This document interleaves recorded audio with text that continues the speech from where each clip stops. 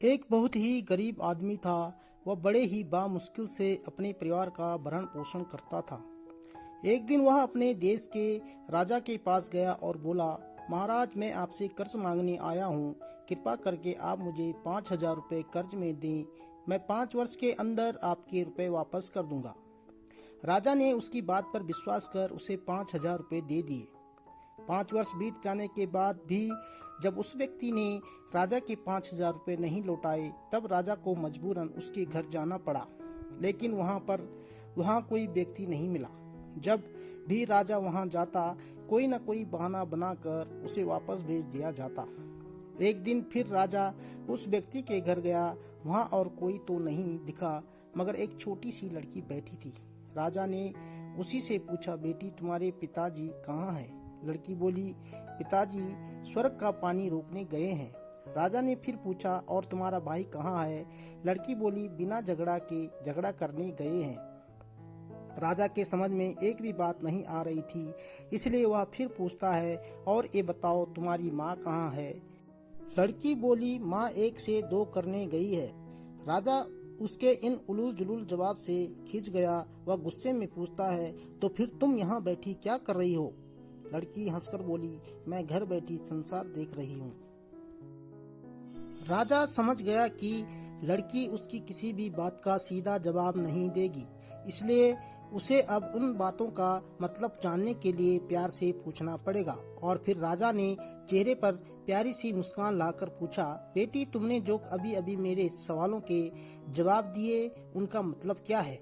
मैं तुम्हारी एक भी बात का मतलब नहीं समझ सका। मुझे सीधे सीधे उनका मतलब समझाओ। लड़की ने भी मुस्कुरा कर बोला, महाराज, अगर मैं सभी बातों का मतलब समझा दूं तो आप मुझे क्या देंगे?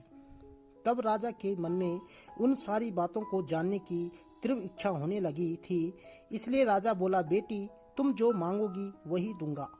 तब लड़की बोली, आप मेरे पिताजी का सारा कर्ज माफ कर देंगे तो मैं आपको सारी बातों का अर्थ बता दूंगी। राजा ने कहा, ठीक है बेटी, मैं तुम्हारे पिताजी का सारा कर्ज माफ कर दूंगा। अब तो सारी बातों का अर्थ समझा दो। लड़की बोली, महाराज, आज मैं आपको सारी बातों का अर्थ नहीं समझा सकती, किंतु कृपा कर आप कल आए तो कल मैं जरूर बता दूंगी। राजा अगले दिन फिर उस व्यक्ति के घर गया। आज वहाँ सभी लोग मौजूद थे। वह आदमी, उसकी पत्नी, बेटा और उसकी बेटी भी। राजा को देखते ही लड़की बोली, महाराज, आपको अपना वचन तो याद है ना? राजा बोला, हाँ, मुझे याद है। तुम अगर सारी बातों का अर्थ बता दो तो मैं तुम्हारे पिताजी का सारा कर्ज माफ कर दूंगा। लड़की बोली, सबसे पहले मैंने यह कहा था कि पिताजी स्वर्ग का पानी रोकने गए हैं। इसका मतलब था कि वर्षा हो रही थी और हमारे घर की छत से पानी टपक रहा था। पिताजी पानी रोकने के लिए छत को छा रहे थे, बना रहे थे, यानी वर्षा का पानी आसमान से ही गिरता है, और हम लोग तो यही मानते हैं कि आसमान में ही स्वर्ग है। बस पहली बात का अर्थ यही है। दूसरी बात मैंने कही थी कि भैया बिना झगड़ा के झगड़ा करने गए हैं। इसका मतलब था कि वे रेंगनी के कांटे को काटने गए थे। अगर कोई भी रेंगनी के कांटे को काटेगा तो उसके शरीर में जहाँ तहाँ कांटा गड़ ही जाएगा, यानी झगड़ा नहीं करने पर भी झगड़ा होगा और शरीर पर खरोंचे जरूर आएंगी। राजा उसकी इन बातों से सहमत हो गया। वह मन ही मन उसकी चतुराई की प्रशंसा करने लगा। उसने उत्सुकता के साथ पूछा, और तीसरी चौथी बात का मतलब क्या है बेटी? लड़की बोली, महाराज, तीसरी बात मैंने कही थी कि माँ 1 से 2 करने गई है। इसका मतलब था कि माँ अरहर दाल को पीसने, यानी उसे 1 या का 2 करने गई है। अगर साबुत दाल को पीसा जाए तो एक दाने को 2 भाग हो जाता है। मतलब यही था कि 1 का 2 करना। रही चौथी बात, तो उस समय मैं भात बना रही थी और उसमें से एक चावल निकाल कर देख रही थी कि भात पूरी तरह पका है कि नहीं। इसका मतलब है कि मैं एक चावल देखकर ही जान जाती कि पूरा चावल पका है कि नहीं, अर्थात चावल के संसार को मैं घर बैठे देख रही थी। यह कहकर लड़की चुप हो गई। अब राजा सारी बातों का अर्थ जान चुका था। उसे लड़की की बुद्धिमानी और भरी बातों ने आश्चर्य में डाल दिया।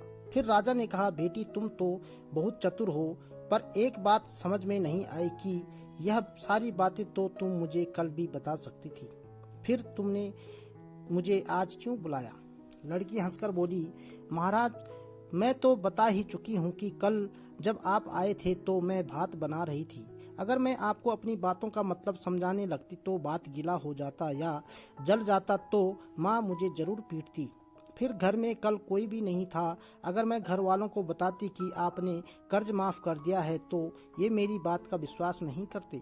आज स्वयं आपके मुंह से सुनकर कि आपने कर्ज माफ कर दिया है, जहां इन्हें इसका विश्वास हो जाएगा वहीं खुशी भी होगी। राजा लड़की की बात सुनकर बहुत ही प्रसन्न हुआ। उसने अपने गले से मोतियों की माला निकालकर उसे देते हुए कहा, बेटी, ये लो अपनी चतुराई का पुरस्कार। तुम्हारे पिताजी का कर्ज तो मैं माफ कर ही चुका हूँ। अब तुम्हें या तुम्हारे घर वालों को मुझसे बहाना बनाने की जरूरत नहीं पड़ेगी। अब तुम लोग निश्चिंत होकर रहो।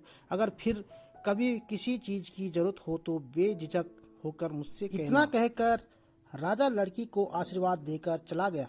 लड़की के परिवार वालों ने उसे खुशी से गले लगा लिया।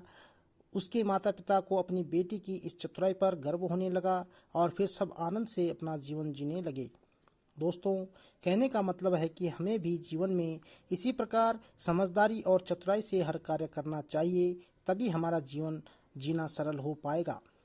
दोस्तों, उम्मीद है आपको हमारी कहानी जरूर पसंद आई होगी। आपको हमारी यह कहानी कैसी लगी हमें कमेंट करके ज़रूर बताएं और हमारे YouTube चैनल को सब्सक्राइब करके साथ में बेल आइकन को दबाकर ऑल पर सेट कर लें, ताकि हमारी आगे आने वाली इसी प्रकार की मनोरंजक वीडियो का नोटिफिकेशन आपको मिलता रहेगा। वीडियो देखने के लिए आपका बहुत बहुत धन्यवाद।